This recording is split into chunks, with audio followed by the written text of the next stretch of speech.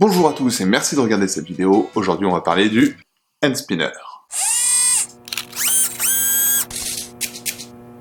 En fait aujourd'hui on va rebondir sur la vidéo de Fabien Olicard qui a fait une vidéo justement sur le hand spinner et sa créatrice Catherine Ettinger. Ou si on le prononce en français comme Fabien, Catherine Ettinger. Je vous invite évidemment à aller voir sa vidéo juste ici, dans laquelle il explique notamment qu'elle a déposé un brevet sur cet objet qui est donc le hand spinner, qu'elle a démarché Hasbro et plein d'autres fabricants de jouets, et que par souci financier elle n'a pas pu continuer à payer le brevet tous les ans, ce qui fait que quand l'objet est sorti de l'ombre, elle n'avait aucun brevet déposé dessus, et donc aujourd'hui elle ne gagne absolument rien sur les hand spinners et tous ses dérivés. Donc aujourd'hui je vais vous proposer de regarder ça sous forme entrepreneuriale. Et on va commencer par quelque chose de très simple qu'il faut absolument se mettre en tête. Une idée, ça ne vaut rien. Enfin, financièrement parlant, je veux dire. Des idées, soi-disant à 1 million d'euros, on en a tous les jours en se réveillant le matin. Moi-même, j'ai des tas de listes avec plein d'idées d'objets ou d'entreprises que j'aimerais créer, et je sais bien que 99% des idées ou des projets que j'ai, et pourtant j'en fais beaucoup, ne seront jamais réalisés. On ne peut pas tous être riches, et donc toutes les idées qui valent 1 million d'euros ne peuvent pas être réalisées. Et en plus, personne n'achète des idées. Bah oui, parce que comme je viens de vous le dire, une idée n'a pas de valeur financière.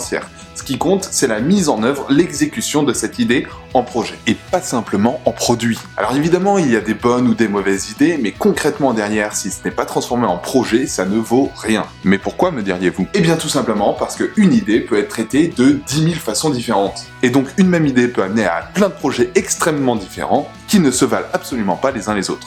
Pour vous donner un exemple très concret, la dernière fois j'ai eu l'idée d'une boîte aux lettres connectée qui nous envoyait une notification sur notre téléphone dès qu'on mettait un courrier dans une boîte aux lettres. J'ai fait quelques recherches et je me suis aperçu que ce projet existait déjà de plein de façons différentes. L'idée de base était exactement la même, en revanche derrière, on n'avait pas la même histoire qui était racontée, donc pas le même storytelling, on n'avait pas la même mise en œuvre technologique, on n'avait pas les mêmes études de marché et les mêmes financements. Et au final, c'est pas grave du tout, si j'avais vraiment voulu faire ma boîte aux lettres connectée, j'aurais pu. Il aurait simplement fallu que j'ai un bon projet derrière qui démontre ma différence par rapport aux autres concurrents. J'avais simplement un besoin, j'y ai répondu par un produit ou un service, et quand j'ai voulu faire mon projet, je me suis aperçu qu'il y avait des concurrents. Et c'est absolument pas grave, parce que toutes les startups qui se lancent sur un marché qui existe déjà, et la plupart des marchés existent déjà, vous allez avoir des concurrents, la seule différence qu'il va y avoir avec vous, c'est pas l'idée, mais c'est le projet et l'exécution qu'il y aura derrière. Et pour en revenir à Catherine, notre créatrice de hand spinner, on peut essayer de se poser quelques questions quand elle a essayé de pitcher son projet auprès des constructeurs de jouets. Est-ce que son pitch était rodé? Pourquoi les constructeurs de jeux n'ont pas trouvé d'intérêt à son produit? Est-ce qu'elle a réussi à prouver par des chiffres que le marché sur lequel elle a lancé son projet allait être réceptif à son produit? Est-ce qu'elle avait fait une étude de marché, un business plan? Est-ce que tout simplement elle a réussi à convaincre ses investisseurs? Apparemment non, mais est-ce qu'à l'époque déjà elle voulait lancer ça comme un objet plutôt médical ou vraiment pour un jouet pour les jeunes? Ça c'est des questions à laquelle elle aurait pu y répondre simplement en faisant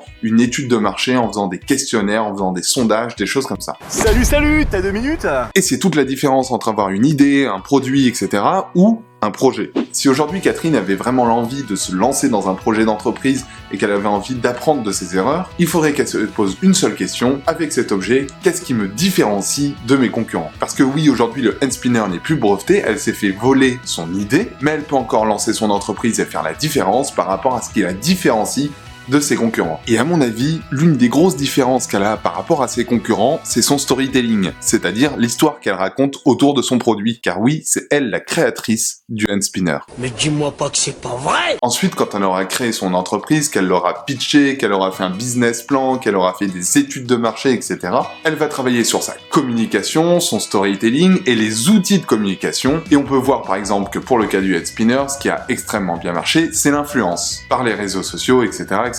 Et je sais que pas mal d'entre vous attendent une vidéo sur l'influence et sur les influenceurs, alors je vais vous faire ça assez rapidement. Et pour vous prouver tout simplement qu'une idée n'a aucune valeur, je vous donne un document dans la description. C'est un document de Seth Godin qui donne 999 idées de start-up avec lesquelles vous pourriez faire fortune si derrière vous avez un réel bon projet. S'il y a une chose à retenir de cette vidéo, dites-vous simplement que sur un marché, vous n'avez jamais une seule idée. Et la seule façon de se différencier de ses concurrents, c'est l'exécution qu'on va faire de cette idée. Un exemple très concret, regardez tout simplement Instagram et Snapchat. Snapchat était le leader des stories et Instagram est complètement en train de le manger aujourd'hui grâce à l'exécution et les moyens mis en œuvre pour y arriver. Évidemment, ça ne s'arrête pas là. À propos de Catherine et du hand spinner, il y a beaucoup d'autres variables qui sont rentrées en compte. On n'utilisait pas Internet en 1997 comme on l'utilise aujourd'hui. On peut se demander est-ce que le marché était mature, ça c'est un gros problème que rencontrent aussi les startups, c'est de lancer un produit trop tôt ou trop tard. Plein de variantes comme ça qui fait aussi que Catherine n'ait peut-être pas réussi à lancer son projet. Mais voilà, c'était un un cas d'exemple, donc c'est grâce à la vidéo de Fabien Olicard que j'ai eu l'idée de faire cette vidéo-là. Partir d'un constat que quelqu'un n'a pas réussi à gagner de l'argent avec son idée